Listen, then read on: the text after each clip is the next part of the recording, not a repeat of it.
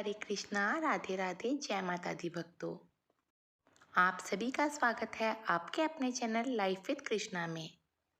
आज की वीडियो में मैं आपको बताऊंगी नवरात्रि में हमें लड्डू गोपाल जी की पूजा करनी चाहिए या माता रानी की। जैसा कि हम सभी जानते हैं, नवरात्रि के 9 दिन माता रानी के अलग अलग रूपों की पूजा की जाती है। तो क्या ऐसे में लड्डू गोपाल जी की पूजा करना भी ज़रूरी है या नहीं?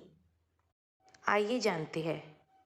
कुछ लोगों का मानना है अगर नवरात्रि माता रानी की है तो हम बस उनकी ही पूजा करें, लड्डू गोपाल जी की पूजा की कोई विशेष आवश्यकता नहीं है।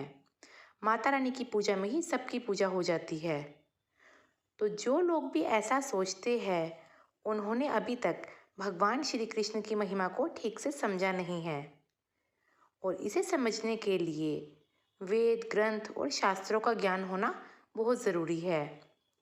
अगर आप इतना सब नहीं पढ़ सकते तो कम से कम गीता और श्रीमद् भागवत महापुराण ज़रूर पढ़ें, क्योंकि इसके अध्ययन से ही आपको भगवान श्री कृष्ण की महिमा का सही ज्ञान होगा।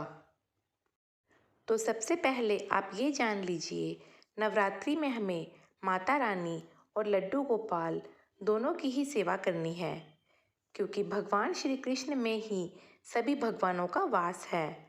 सभी स्वरूप उन्हीं के हैं।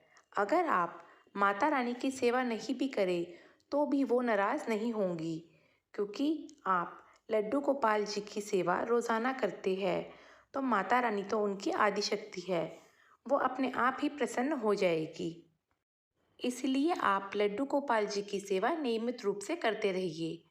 अगर आप सिर्फ और सिर्फ भगवान श्री कृष्ण के किसी भी रूप की सेवा करेंगे तो आपसे सारे देवी देवता स्वयं ही प्रसन्न हो जाएंगे।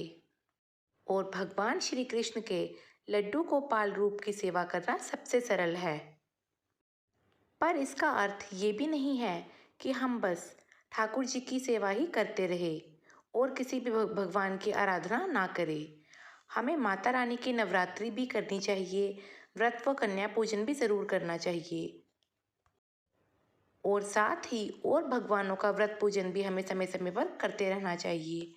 पर साथ ही ये ध्यान रखना चाहिए कि लड्डू गोपाल जी की पूजा हम एक क्षण भर के लिए भी बंद नहीं करें, क्योंकि जैसा कि मैंने आपको कहा, भगवान श्री कृष्ण के अंदर ही सभी भगवानों का वास है, ऐसा श्रीमद् भागवत में वर्णन है। तो अगर आप भी लड्डू गोपाल जी की नियमित सेवा करते हैं तो इस सेवा को कभी भी बंद ना करें। और नवरात्रि के पावन दिनों में माता रानी के पूजन के साथ साथ आप लड्डू गोपाल जी की सेवा और ज़्यादा मन से करें। साथ ही नवरात्रि के इन 9 दिनों में समय निकालकर गीता का पाठ भी रोज़ाना करें और अपने धर्म ग्रंथों को और अच्छे से जाने और समझे। और हो सके तो श्रीमद् भागवत महापुराण की कथा भी ज़रूर सुने या पढ़े। भगवान श्री कृष्ण के बाल स्वरूप लड्डू गोपाल जी का रोज़ाना इन 9 दिनों तक और ज़्यादा सुंदर श्रृंगार करें और उन्हें नवरात्रि के 9 दिनों 9 अलग अलग रंगों की सुंदर सुंदर पोशाक बदल बदल कर पहनाते रहे। और माता रानी की जोत जगाने से पहले ही आप अपने लड्डू गोपाल जी को तैयार कर ले और दोनों का पूजन साथ साथ करें। माँ दुर्गा की आरती भी करें और भगवान श्री कृष्ण की भी कोई आरती ज़रूर करें। दोनों की पूजा में किसी भी प्रकार का भेद व अंतर नहीं करना चाहिए। जिस तरह गोपियों ने माँ कात्यायनी का पूजन कर कर उनसे भगवान श्री कृष्ण को वर रूप में मांगा था और माँ ने उनकी ये इच्छा पूर्ण करी थी, उसी प्रकार आप भी माता रानी से भगवान श्री कृष्ण की भक्ति व अनंत प्रेम मांगिए।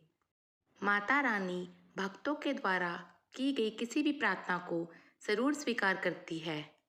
और जो कोई भी ठाकुर जी की भक्ति से सदा जुड़े रहना चाहते हैं, सदा उनका प्रेम पाना चाहते हैं, वो ये अपनी मनोकामना माता रानी के समक्ष रखे। जिस तरह माँ ने गोपियों की मनोकामना पूर्ण करी थी, वो हमारी मनोकामना भी ज़रूर पूर्ण करेगी। तो भक्तों, आपको ये जानकारी कैसी लगी ज़रूर बताइएगा। इसी तरह की और वीडियोस देखने के लिए चैनल से जुड़े रहिए। राधे राधे, जय श्री कृष्णा, जय माता दी।